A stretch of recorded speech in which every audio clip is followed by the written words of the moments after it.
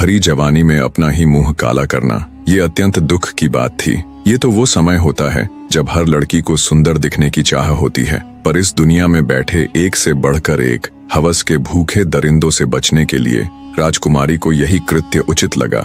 और इसके सिवा वो बेचारी सोचती भी तो क्या। उसका इस दुनिया से मन तो तभी उठ गया जब वो अपने खुद के घर में खुद के बाप से ही नहीं बच पाई, तो अब तो फिर भी वो घर से बाहर ऐसी खुली दुनिया में थी जहाँ ऐसे ऐसे भेड़िए रहते हैं जो हमेशा किसी को भी नोच कर खा जाने की फिराक में रहते हैं। इसी सोच के साथ अत्यंत भारी हृदय से वो अपने पूरे शरीर पर कालिक पोत लेती है। राजकुमारी तारा ने पूरे शरीर पर इस तरह से कालिक पोत ली कि कोई उसे देखकर ये नहीं बता सकता था कि ये उसका असली रूप है या फिर कालिक पुता हुआ।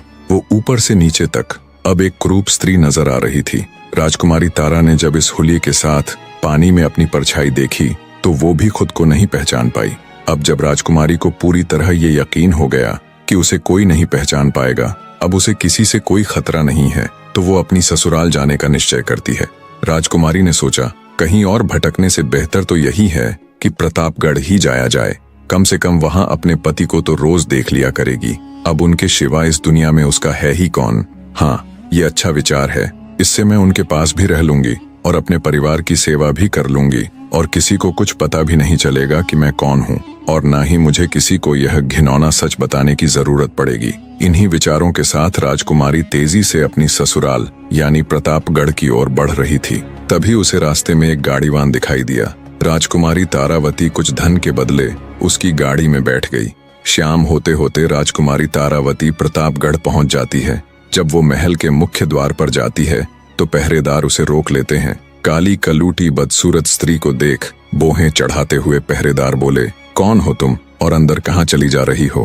पहरेदारों की बात सुन राजकुमारी तारा ने विनती की कि वो एक दुखियारी स्त्री है जो दर दर भटकते हुए बहुत दूर से सिर्फ राजा साहब से मिलने आई है। उसकी हालत देख उसे एक भिखारिन समझ महल के पहरे पर खड़े पहरेदार उसे धमकाकर वहां से भगा देते हैं।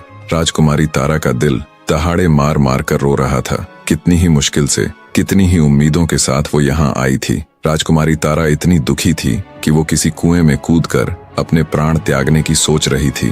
फिर उसने सोचा, बिना अपनी आखिरी कोशिश किए ऐसे तो अपने प्राण नहीं त्यागेगी। वो प्रतापगढ़ की एक सराय में रुक गई।